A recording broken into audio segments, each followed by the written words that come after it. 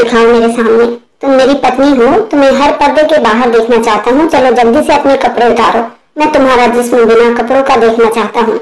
मयूर की बात सुनी तो मैं कांप कर रह गई थी। मेरे हाथ पैर ठंडे पड़ रहे थे। मैं तो पहले ही बहुत शर्मीली थी। मैं हर वक्त पर्दे में रहने वाली लड़की थी। मेरी बहन के मरते ही मुझे अपनी बहनोई के साथ शादी जैसे पवित्र रिश्ते में बांध दिया गया था। मैं तो छोटी उम्र की 15 साल की लड़की थी। मयूर मेरे बहनोई थे। मुझे तो उनके सामने बहुत शर्म महसूस हुई थी। पता नहीं वह किस जन्म का बदला मुझसे लेना चाहते थे। वे हर तरह से मुझे परेशान करना चाहते थे। मैं तो अपनी जगह से हिल भी नहीं पा रही थी। लेकिन आगे बढ़कर जब मुझे अपनी बाहों में ले लिया तो मैं कांपने लगी थी। मैं तो एक नाजुक सी लड़की थी। अभी उनके चौखट पर कदम रखा था, लेकिन मयूर ने मुझे खींचकर अपने ऊपर गिरा लिया। वो मेरे जिस्म से सारे पर्दों को दूर कर दिया और मुझे बिन कपड़ों के बेड पर। मुझे इतनी ज्यादा तकलीफ हो रही थी कि मुझे तो अब उठा भी नहीं जा रहा था। मेरी नाजुक जगहों पर दर्द की टीसें उठ रही थी। मैं रात भर मयूर की हवस बर्दाश्त करती रही। अब इतनी ज्यादा तकलीफ हो रही थी कि मेरा पूरा जिस्म तकलीफ की वजह से टूट रहा था। मैं अब अपनी हिम्मत हार बैठी थी। आंखें बंद करके बड़ी मुश्किल से अपने जिस्म को संभालते हुए अपने पीछे चादर को लपेटते उठी। मेरी नजर बालकोनी में पड़ी तो वहाँ मयूर बिना शर्ट के इतनी सर्दी में खड़ा था। मुझे तो अब मयूर से नफरत सी होने लगी थी, जिसने मुझ पर बिना तरस खाए मुझे बहुत तकलीफ देने की कोशिश की थी। जब शावर लेने के लिए वॉशरूम गई तो शावर के नीचे खड़ी हो गई। जैसे जैसे गर्म पानी मेरे जिस्म पर पड़ रहा था, वैसे वैसे मेरे जिस्म से तकलीफ की टीसें उठ रही थी। कितनी देर तक शावर लेने के बाद मैं अपने गीले बालों को क्लेचर में जकड़ती हुई बाहर आई थी कि इतनी देर में मयूर कमरे में आया। मेरे गीले बालों को देखते ही कहने लगा, तुम्हारी हिम्मत कैसे हुई अभी नहाने की? मुझसे पूछे बिना नहा कैसे सकती हो? क्या तुमने मुझसे पूछा? मेरे जज्बात अभी ठंडे नहीं हुए। अभी तो मुझे तुम्हारे जिस्म को महसूस करना है, तुम्हारे अंदर समाना है और फिर तुम्हारे जिस्म के साथ खेलना चाहता हूँ। तुम हो कि अभी से नहाकर बैठ गई। चलो उतारो ये कपड़े। मैं तुम्हारे जिस्म को अपनी आंखों में बसा लेना चाहता हूँ। मयूर की बातें सुनकर मेरी आंखों से टप टप आंसू गिर रहे थे। मेरे तो अब हाथ पैर भी कांपने लगे थे। रात भर की मयूर की हैवानियत एक बार फिर मेरी आंखों के सामने घूम गई थी और फिर मयूर की उन बातों से मेरा दिल डर के मारे जोर से धड़क रहा था। इतना कहकर मयूर मेरे पास आया और मेरे दुपट्टे को खींचकर दूर फेंक दिया। मैंने उसी टाइम रोना शुरू कर दिया। कल रात से तुम्हारी हैवानियत को बर्दाश्त कर रही हूँ। मुझे अब बहुत दर्द हो रहा है। अब मैं फिर उस तकलीफ को बर्दाश्त नहीं कर पाऊंगी। अब मुझ में किसी भी तरह की हिम्मत नहीं कि फिर से तुम्हारी हैवानियत को बर्दाश्त करूं। रात भर तुमने मुझे एक लंबी सांस भी लेने नहीं दिया और अब फिर से तुम्हारा दिल मचल रहा है मेरे जिस्म से खेलने को। देखिए मयूर जी, मुझे बहुत तकलीफ भी हो रही है और रात भर ना सोने की वजह से मेरा सर भी बहुत दुख रहा है, इसलिए प्लीज मुझे आराम करने दो। मैं अब सोना चाहती हूँ। मयूर ने रात भर इतने जोर से मेरी गर्दन पर मेरे होठों को काटा था जहाँ पर अभी भी मुझे बहुत तकलीफ महसूस हो रही थी। तुम यहाँ पर तुम्हारे बहन के बदले में आई हो। तुम्हें चाहिए कि मुझे आराम पहुँचाओ। अभी मेरा दिल नहीं भरा। अभी तो मेरे जज्बात ठंडे नहीं हुए। अब मेरे जज्बातों को ठंडा तुम नहीं करोगी तो और कौन करेगा? मयूर सिगरेट को पांव के नीचे कुचलते हुए दोबारा से मेरे ऊपर झुकता हुआ इतना जुनूनी बन गया था कि बड़ी हैवानियत से उसने मेरे हर उस नाजुक जिस्म को काट काट कर घायल कर दिया था। मयूर प्लीज। बड़ी मुश्किल से मेरे गले से आवाज निकल रही थी। मैं दर्द से रोने लगी थी। कुछ नहीं मेरी जान, इतना भी तड़पने की जरूरत नहीं। ये सब तो अब तुम्हें रोज सहना पड़ेगा। अब इस सब की आदत डालो। मेरे सामने इतना भी नाजुक बनने की कोशिश मत करो। मुझे नाजुक लड़कियां बिल्कुल भी पसंद नहीं है। तुम्हारा इस तरह से तड़पना मुझे बिल्कुल भी पसंद नहीं है। मैं तो चाहता हूँ कि तुम भी मेरा भरपूर साथ दो। मैं जब भी तुम्हारे पास जाऊँ तुम भी मेरे लिए पागल हो जाओ और जब मैं तुम्हारे जिस्म छूता हूँ तो तुम भी पागल बन जाओ।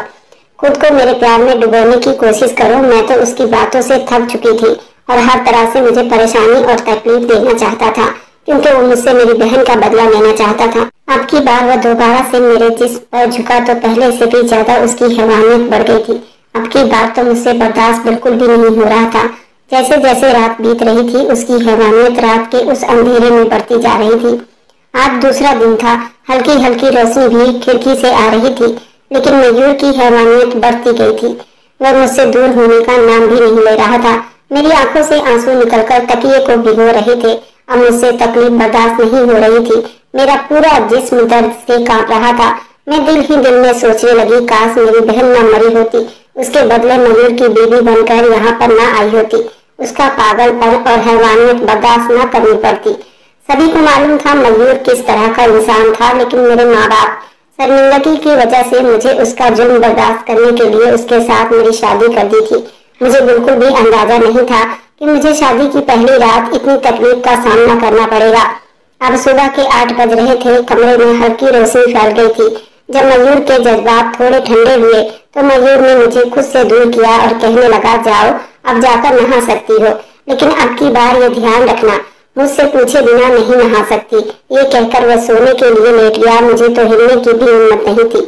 मेरे अंग अंग से दर्द की टीस उठ रही थी। मेरी तकलीफ और ज्यादा बढ़ चुकी थी। अब मुझ में नहाने की भी हिम्मत तक नहीं थी। मेरा पूरा जिस्म तकलीफ से चूर हो रहा था। आंखों से आंसू टपक रहे थे। मरे कदमों के साथ में नहाकर वापस आई। थोड़ा सा आराम करने के लिए मयूर के दूसरे तरफ जाकर सोने के लिए लेटी ही थी कि मयूर मेरे पास आ गया। मेरा तो मन ही नहीं हो रहा था तुमसे दूर होने का। तुम्हारा खूबसूरत नरम नाजुक जिस्म एक ही रात में मुझे इतना पागल कर दिया कि मन तो करता है तुम्हारे जिस्म से एक पल के लिए भी दूर न जाऊं। तुम्हें अपनी बाहों में लेते हुए मुझे सुकून मिल रहा है। वह गहरी नींद में रहते हुए भी इस तरह की बातें कर रहा था। अभी तो बस शुरुआत थी। ये जबरदस्ती के बनाए गए रिश्ते में मुझे फिर से कितनी परेशानी का सामना करना पड़ता। मुझे तो इतनी तकलीफ हो रही थी, 1 मिनट के लिए सो नहीं पाई थी। करीब 10 बजे मैं नहाकर बाहर आई थी और सीधा किचन की तरफ गई। मेरी सास किचन में खड़ी नाश्ता बना रही थी और जैसे ही उसकी नजर मुझ पर पड़ी तो मुस्कुराते हुए कहने लगी, बेटा मैं कब से तुम्हारा इंतजार कर रही थी। मयूर कहाँ है? अभी तक नहीं जागा क्या? मैंने नामे से हिला दिया, फिर चुप हो गई। अच्छा चलो तुम नाश्ता कर लो, मैं मयूर को जगा देती हूँ। नहीं नहीं मम्मी जी आप रहने दो, मैं खुद नाश्ता लेकर जाऊंगी और वहीं पर साथ बैठकर नाश्ता कर लूंगी। जब मैं ये कह रही थी तो माँ जी की नजरें मेरे दुपट्टे से मेरी गर्दन पर जा रही थी, जहाँ पर न जाने कितने काटने के निशान बने हुए थे। उन निशानों को देखकर माँ जी का दिल बुझ सा गया। मयूर की दरिंदगी का साफ साफ मेरी गर्दन पर निशान नजर आ रही थी। माँ जी अफसोस भरी निगाहों से मुझे देख रही थी। शायद वो दिल ही दिल में सोच रही थी कि वो कम से कम मुझ पर तरस तो खाता। माँ जी ने बहुत ही हिम्मत से मुझे कुर्सी पर बिठाया और कहने लगी, कृति बेटा मेरी बात सुनो। वो मेरे चेहरे को हाथ में लिए अपनी आंखों में भरती हुई कहने लगी, देखो बेटा तुम्हें सब्र से काम लेना होगा। तुम सब कुछ जानती हो कि मयूर पहले से कितना घाव खा चुका है। बस परिवार की इज्जत बचाने के लिए उसने मजबूरी में तुमसे शादी की हाँ भरी और अभी मयूर का घाव ताजा है। मैं सोच समझकर मयूर को हैंडल करना होगा। मेरी बच्ची ये सब तुम्हारी बहन का दिया हुआ घाव है जो तुमसे बदला लेकर अपने घाव को भरना चाहता है, लेकिन तुम्हें हिम्मत से काम लेना होगा और तुम्हें अपनी मोहब्बत से उसके दिल के घाव को भरना होगा। तुम्हें मयूर का दिल जीतना होगा, क्योंकि तुम्हारी बहन ने जो किया था उसके बाद से तो उसे औरत जात से ही नफरत हो गई है। लेकिन देखना वक्त के साथ साथ बिल्कुल बदल जाएगा। तुम्हारे साथ मोहब्बत से पेश आने लगेगा। तुम उसकी मोहब्बत के काबिल हो। बस तुम्हें थोड़ी सी हिम्मत करनी चाहिए, फिर देखना तुम्हारी जिंदगी संभल जाएगी। बेटा बस तुम्हें उसकी ज्यादती पर चुप रहना होगा। मम्मी जी मेरे दुपट्टे को सेट करते हुए मेरे गर्दन के निशान को छुपाने की कोशिश कर रही थी ताकि मयूर की दरिंदगी किसी के सामने न आए। एक पल के लिए मेरी आंखों में आंसू भर गए थे। मेरा दिल दुख से भर गया था। मम्मी जी के गले लगकर मैं बहुत जोर से रोने लगी थी। मम्मी जी मैं ये बिल्कुल बर्दाश्त नहीं कर सकती। मुझे मयूर की हैवानियत से बहुत तकलीफ हो रही है। एक ही रात में उन्होंने मेरी हालत खराब कर दी। फिर मैं कैसे हर दिन उनकी हैवानियत को बर्दाश्त कर पाऊंगी? मैं इतनी तकलीफ बर्दाश्त नहीं कर पाऊंगी। मैं तो मर ही जाऊंगी। मयूर ने तो मुझ पर थोड़ा सा भी तरस नहीं खाया। वह बस मेरे जिस्म पर अपनी हैवानियत दिखाना चाहता था। पता नहीं एक ही रात में उन्होंने मेरे साथ कितनी बार। मम्मी जी मैं ये बर्दाश्त नहीं कर पाऊंगी। उनके अंदर तो बहुत हैवानियत है। अगर वे अपनी हवस को नहीं निकालेंगे तो मेरी जान भी जा सकती है। मम्मी जी मुझे बचा लो। आखिर मेरी बहन ने ऐसा क्या किया था जो इतना गुस्सा उनके अंदर भरा हुआ है? तुम्हारी बहन ने जो किया वह किसी को बताने लायक नहीं है। मयूर एक अच्छा पढ़ा लिखा इंसान था। वह विदेश से पढ़कर आया था, लेकिन उसने कभी अपने लिए लड़की पसंद नहीं की। उसका कहना था कि मैं इतना पढ़ा लिखा हूँ, लेकिन इस मामले में मुझे ज्यादा एक्सपीरियंस नहीं, तो माँ आप मेरे लिए लड़की ढूंढना। मैं अपने बेटे के वारी जाती थी। आजकल के जमाने में तो जहाँ पढ़ाई होती है वहीं पर लड़के लड़कियाँ आपस में पसंद कर लेते हैं, लेकिन मयूर ने कभी इस तरफ ध्यान नहीं दिया। वह हमेशा अपने भविष्य को लेकर चिंता करता था। शादी ब्याह तो उसने मेरे ऊपर छोड़ दिया था। मुझे भी एक अच्छी लड़की की तलाश थी जो मेरे बेटे को संवार सके, उसको मोहब्बत दे सके। मैं लड़की ढूंढना शुरू की। तुम्हारी बहन धारा उस वक्त कॉलेज में पढ़ाई कर रही थी। हमारे पड़ोस में अंकल जी ने तुम्हारी बहन का रिश्ता बताया था। जब हम तुम्हारी बहन को देखने गए बहुत ही खूबसूरत थी, हमें बहुत पसंद आई थी, लेकिन हमें मालूम नहीं था कि तुम्हारी बहन किसी और को चाहती है और हमारे पास पैसों की कोई कमी नहीं थी। तुम्हारे माँ बाप ने भी झट से रिश्ता स्वीकार कर लिया। मैं मयूर को तुम्हारी बहन की फोटो दिखाई थी, उसे बहुत पसंद आई थी। हमें नहीं मालूम था कि तुम्हारी बहन के दिल में कोई और है, और न ही धारा ने किसी को कुछ भी बताया था कि वह किसी नरेंद्र नाम के लड़के को पसंद करती है और 1 महीने के अंदर सगाई और फिर दूसरे महीने में शादी की तारीख रख दी गई थी और फिर धारा हमारे घर बहू बनकर चली आई थी।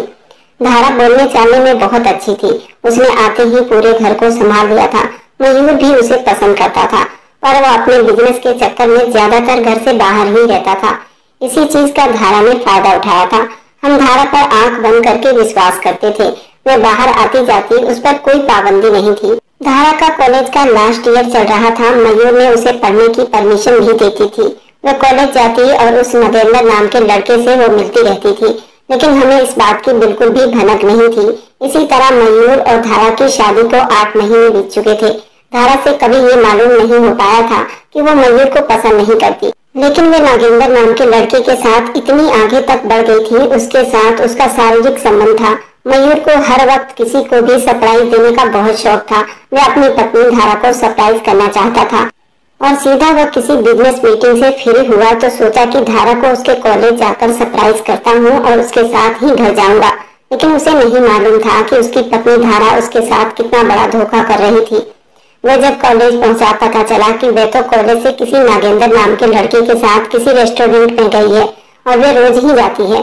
कॉलेज के बाकी लड़कियों से उस रेस्टोरेंट का पता लेकर मयूर सीधा उस रेस्टोरेंट में पहुंच गया जहां धारा और नागेंद्र बैठे इसके समंदर में गोते लगा रहे थे। धारा कह रही थी कि मेरे पति ने मेरी कभी प्यास नहीं बुझाई, उसे तो अपने बिजनेस से ही फुर्सत नहीं मिलता। रात को आता है, बस 1-2 बार मुझसे प्यार से बातें करता है और कभी कभी अपना प्यार मुझ पर लुटा देता है। उससे मेरा जी नहीं भरता। नागेंद्र, तुम तो मुझे बड़ी सुकून देते हो और हमें शादी की भी कोई झंझट नहीं है, क्योंकि तुम्हारी पत्नी भी है और मेरा पति भी है। हम सारा जीवन इसी तरह आपस में दोस्ती में सुकून ढूंढ लेंगे। तुम्हारी पत्नी है जो तुम्हारे घर का, तुम्हारे माँ बाप का, बहन भाइयों का ध्यान रखती है और तुम्हारा जब भी मन करे मुझसे अपनी प्यास बुझा सकते हो। तुम्हारे अंदर वो मर्दाना ताकत है जो मेरी प्यास को कम करता है और मुझे सुकून मिलता है। तुम मुझे कभी मत भूलना नागेंद्र। ये सुनते ही मयूर के सर पर 7 आसमान गिरे थे। मयूर ने वहीं पड़ी कुर्सी उठाकर नागेंद्र के सर पर दे मारा था और अपनी पत्नी धारा को उसने टच तक नहीं किया। उसे सिर्फ गुस्से में कहा, चलो यहाँ से घर। उसके बाद वहाँ पर रेस्टोरेंट के आदमी आए और मयूर से नागेंद्र को बचाया। जब धारा को लेकर घर पहुँचा, उसके आंखों में जैसे खून निकल रहा था। उसने उस रेस्टोरेंट में बैठे धारा और नागेंद्र की वॉइस रिकॉर्डिंग करके वीडियो बनाकर तुम्हारे माँ बाप को भेज दिया था। वह भी वो वीडियो देखकर शर्म से पानी पानी हो गए थे।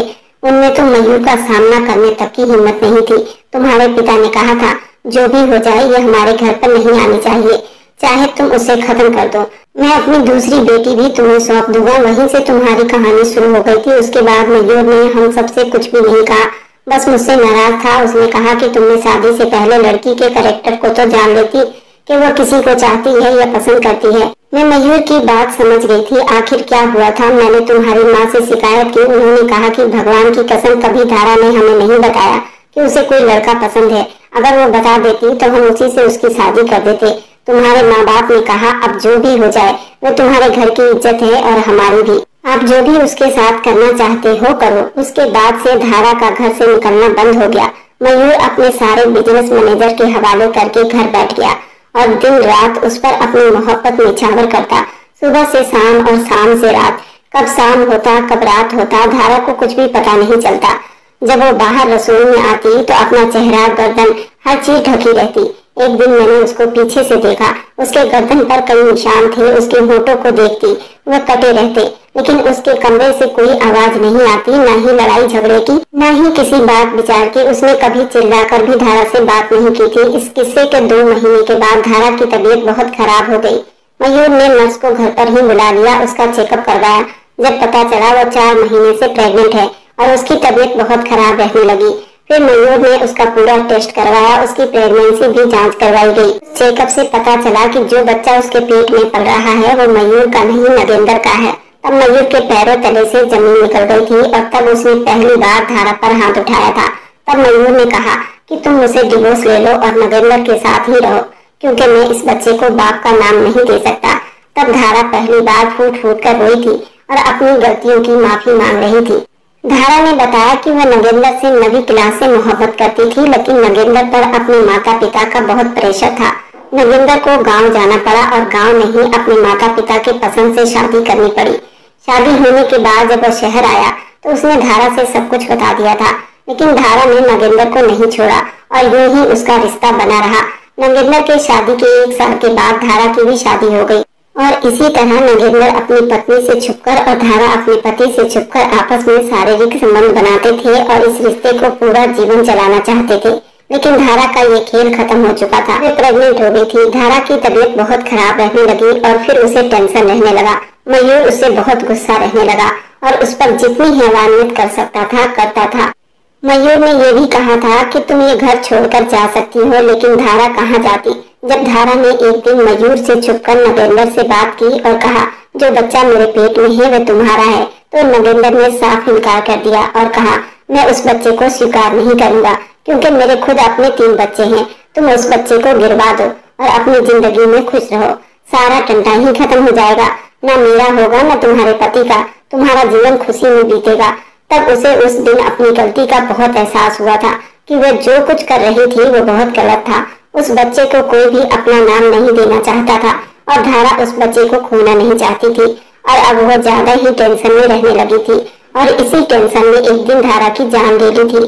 धारा के पेट में बहुत दर्द उठा और उस दर्द ने धारा की जान ले ली थी और धारा के मरने के बाद तुम्हारे माता पिता ने तुम्हारी शादी भी मयूर से करवा दी थी, क्योंकि वे लोग बहुत शर्मिंदा थे और धारा के धोखेबाजी ने मयूर को इतना जुनूनी बना दिया है कि वह अब किसी पर भी विश्वास नहीं करता और वह टूट चुका है। मयूर की माँ की बात सुनकर मुझे बहुत अफसोस हुआ था। धारा की गलती की सजा मुझे भुगतनी पड़ रही थी। हमारी शादी की रिसेप्शन पार्टी बड़ी धूमधाम से हुई। रिसेप्शन के बाद मम्मी पापा मुझे लेने आए थे। मैं बहुत खुश हुई थी। मयूर से मेरी जान छूटेगी, मेरी गलतफहमी कुछ मिनट के लिए थी। मयूर ने साफ मना कर दिया था कि मैं कृति को नहीं भेजूंगा। मम्मी पापा भी चुपचाप लौट गए थे। उन्हें अपने दामाद पर बहुत भरोसा था, पर मैं तो बिना कोई गुनाह किए इस चुंगल में फंस गई थी और मयूर मेरी बहन धारा का बदला मुझसे ले रहा था। मेरी उम्र भी ज्यादा नहीं थी। मैंने अभी 10वीं पास किया था और मैं आज तक किसी लड़के से बात नहीं की थी। मयूर की पर्सनैलिटी बहुत अच्छी थी। कोई भी उसे शादी के लिए मना नहीं कर सकता था, लेकिन बस मुझे तो उसका हर जुर्म बर्दाश्त करना था। रिसेप्शन वाले दिन जब मैं तैयार हो रही थी, रिसेप्शन पार्टी खत्म हुई, मम्मी पापा भी अपने घर चले गए। जब मैं रात को अपने कमरे में गई तो उस भारी भरकम लहंगे में मेरा दम घुट रहा था। मैंने उसको निकाल दिया। तभी मयूर अंदर आ गया और मुझे गुस्सैली नजरों से देखने लगा। तुमने किससे पूछकर लहंगे को उतारा है? जाओ जाकर पहन कर आ। अभी मुझे तुम्हें देखना है। जब तक मेरा जी नहीं भर जाता तुम उस कपड़े को नहीं उतारोगी। मैं रोते हुए मरे मरे कदमों से दोबारा लहंगा पहनने लगी और उसका ब्लाउज पहन रही थी। ब्लाउज का जिप पीछे बैक साइड में था। मुझसे वह जिप नहीं लग रहा था। आईने के सामने खड़ी होकर नाकाम कोशिश कर रही थी। तभी मयूर मेरे पीछे आकर खड़ा हो गया और अपने हाथों से लहंगे और ब्लाउज को उतार कर बिना कपड़ों के मुझे बेड पर ले गया और फिर से उसकी वही हैवानियत शुरू हो गई। पर मैं कुछ नहीं कर सकती थी, क्योंकि मुझे किसी और के गुनाह की सजा दी जा रही थी। मैंने उसे पूरे 2 महीने बर्दाश्त किए। 2 महीने बाद मेरी तबीयत अचानक खराब हुई। जब डॉक्टर ने चेक किया तो मैं प्रेग्नेंट हो गई थी और जब ये बात मयूर को पता चली तो वह खुशी के मारे झूम उठा था और मयूर ने अपने सारे हैवानियत के लिए मुझे माफी मांगी थी। मैंने भी मयूर को माफ कर दिया था, क्योंकि मुझे भी ये बच्चा बहुत प्यारा था। उसके आने से मयूर एकदम बदल गया था। अब वो मुझ पर भरोसा करने लगा था और धारा को भूल चुका था। उसने मुझसे हर गलती की माफी मांगी थी। मैंने भी मयूर को माफ कर दिया था। मयूर बहुत अच्छा इंसान था। उसने आज तक अपनी पत्नी के अलावा किसी को आंख उठाकर भी नहीं देखा था। इस बात के लिए मैं उस पर आंख बंद करके विश्वास कर सकती थी, क्योंकि मेरी बहन धारा ने उसको बहुत धोखा दिया था। वह उसी सदमे में मेरे साथ इस तरह का व्यवहार कर रहा था। उसने दीदी के बारे में मुझे बताया था। मुझे भी दीदी पर बहुत गुस्सा आ रहा था। मयूर ने अपनी पहली सुहागरात के बारे में बताया था। दीदी को ऐसी कोई ब्लीडिंग नहीं हुई थी जो एक कुंवारी लड़की को होती है, लेकिन उसने दीदी पर कोई शक नहीं किया था। ये बात तो उस दिन पता चली जब उसने मेरे साथ पहली रात बिताई थी और मेरा बिस्तर खून से लथपथ हो गया था। उसने मेरे अंदर उस रात बहुत से बदलाव देखे थे, लेकिन फिर भी धारा के धोखे की वजह से वो मेरे साथ इस तरह का हैवानियत कर रहा था। उसने बताया कि जब भी मैं अपने बिजनेस से फ्री होता तो मैं धारा के साथ टाइम बिताता था। धारा में एक अलग तरह की बात थी, वो मुझे पूरी रात पागल कर देती थी। धारा ने पहली रात भी कोई शर्म नहीं की थी और खुलकर मेरे साथ उस रात को एंजॉय किया था। और मयूर ने भी फर्स्ट नाइट पहली बार मनाई थी, तो उसे इतनी जानकारी नहीं थी, धारा को नहीं समझ पाया था। और जब धारा से धोखा मिला तब वो इस हद तक बढ़ गया था और वे पागल हो गया था। लेकिन मेरे साथ जो भी कुछ हुआ वह सिर्फ दीदी की वजह से हुआ था और उसमें मेरी पूरी दीदी की ही गलती थी। मैं और मयूर अब बहुत खुश हैं और वह मुझ पर बहुत विश्वास करता है। मैं भी उस पर आंख बंद करके विश्वास करती हूँ। आप लोग बताइए, अगर आप लोग मेरी जगह होते तो क्या करते? मैंने मयूर के बेटे को जन्म दिया है। मयूर अब पूरी दुनिया को भुलाकर मुझे बहुत चाहता है। और मेरी वीडियो आप लोग जहाँ कहीं से भी देखते हैं, कमेंट में अपने शहर और राज्य का नाम जरूर बताइए। मुझे आप लोगों के कमेंट पढ़ने में बहुत आनंद आता है और उन सभी का मैं बहुत धन्यवाद करना चाहती हूँ जो लोग मेरी वीडियो को देखते हैं, लाइक करते हैं और शेयर करते हैं। अगर आपको आज की कहानी पसंद आई है तो वीडियो को जरूर लाइक कीजिएगा और अपने दोस्तों के साथ शेयर भी कीजिएगा। और हाँ, अगर आपने अभी तक हमारे चैनल को सब्सक्राइब नहीं किया है तो जरूर सब्सक्राइब कर लें। मिलते हैं हम अपनी कल की एक और नई दिलचस्प कहानी के साथ। मुझ पर सदा अपना प्यार और स्नेह बनाए रखें। सभी को मेरा प्यार भरा नमस्कार दोस्तों। खुश रहें, स्वस्थ रहें, मस्त रहें।